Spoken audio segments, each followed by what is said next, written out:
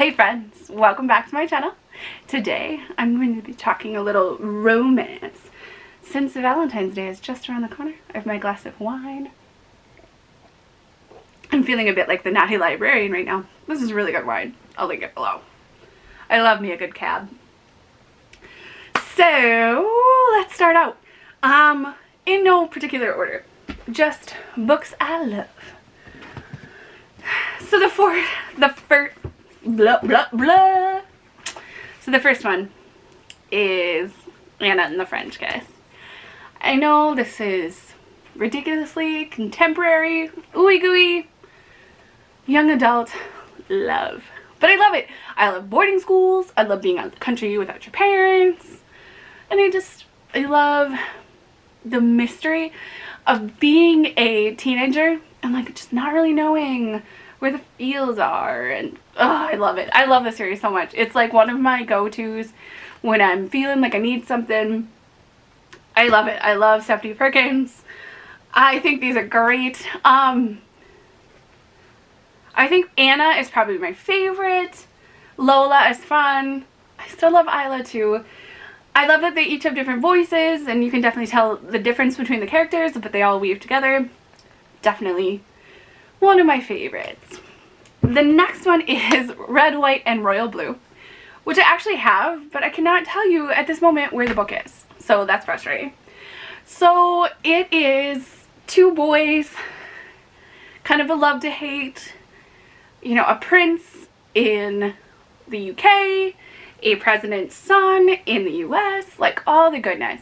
There's some travel, intrigue, just the wit. I love the wit. I love the way the boys talk to each other. One of my favorite romances from 2019 for sure.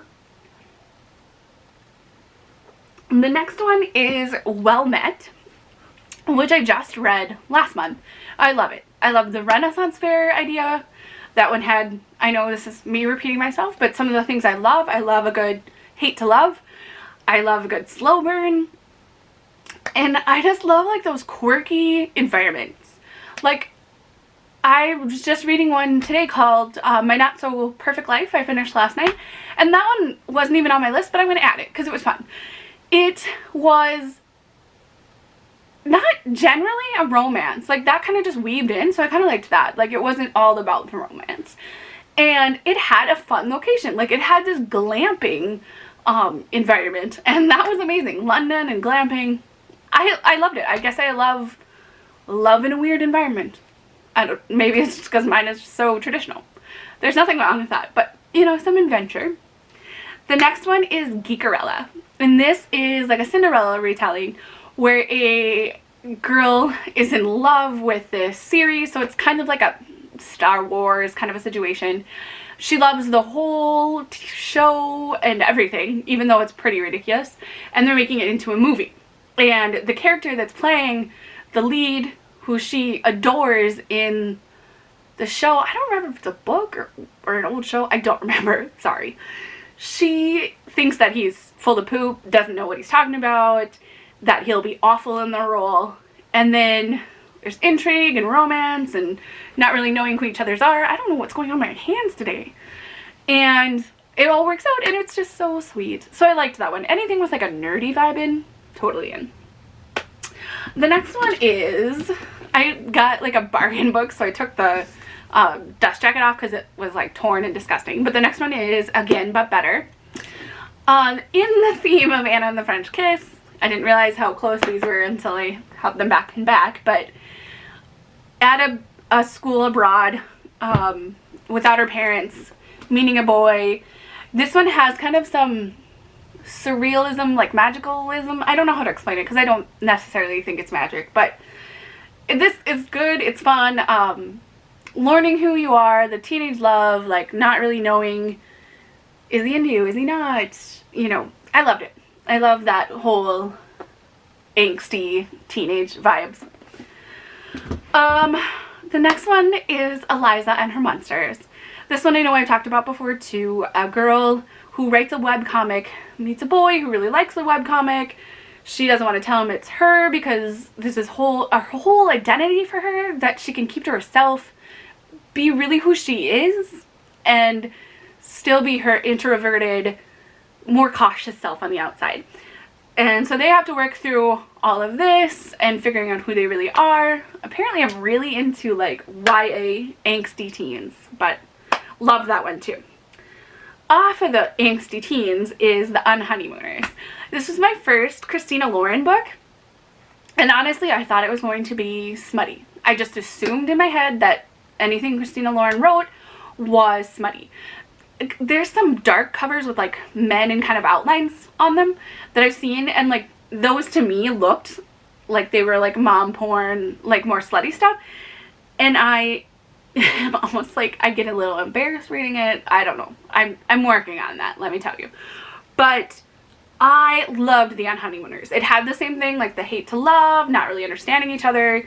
It's these two, they're essentially going to be their siblings get married, can't go on their honeymoon, and only people with like the same name as their siblings could go on the honeymoon, so they go on this honeymoon together, which is so ridiculous in the first place, but it was such a fun story. I actually have thought about rereading it when I'm on the cruise, just because it would be so much fun to like have that atmosphere on the cruise too, which cruise video is coming too about my cruise TBR. Party Girls by Rachel Hollis. This was her first book that she ever wrote. She actually self-published it, and it was kind of like drawn off her life when she was an event planner. So I just think it's so cute. It's a new adult age. She meets a guy, you know, like they're kind of off and on, little hate to love situation, but love that one too. And to get another nerdy vibe in, because Geek Arella definitely wasn't enough. That was a big gulp. Okay, sorry. The last one is Ready Player One by Ernest Cline. I adore Ready Player One. I have listened to the audiobook 3 or 4 times probably. I love it. I love the story, I love the romance, I love the adventure, I love the oasis. So it's a kid that pretty much lives inside of this virtual world. They put on the goggles. I'm sure you've probably seen the movie by now, but the book is 100,000,000% better. But they live in this virtual world, and he meets this other girl that, so his name is Percival and her name is Artemis, and so he doesn't really know her at all. And still, just not just from her like outside appearance on the game, but he just likes who she is as a person. And so it doesn't really matter what she looks like, even though, you know, she thinks that it does. But I just love it. It's nerdy romance that's weaved in, and it's not the main part of the story, but it works perfectly. And so that's one of those romances for people that don't want a hit you in the face book only about romances. Okay. Okay. I love you more. I love you more, Colin. I can sleep all night. Yeah, you can, because you're a good boy. Okay, I'll be right out. So those are, I think now with my Not So Perfect Life, it works out to be 10, other than counting Anna and the French Kiss as a whole series. But those are some of my romantic reads. I hope that you have a fabulous Valentine's Day, Galentine's Day, whatever you call it. I honestly have been teaching my son that it's all about telling the people that we love them. If it's a romantic partner, your friends, your family, I just think Valentine's Day is a great day to appreciate the people that you have in your life that you love. And so thank you guys for watching my videos. I have been loving this beginning journey on YouTube, and I love you guys. And just meeting more people on YouTube and Twitter and Bookstagram has been such a blessing to my life in the last October, November, December, January. Well, five-ish months. So I feel very blessed. So thank you. Cheers. Happy Valentine's Day. That was a better sip.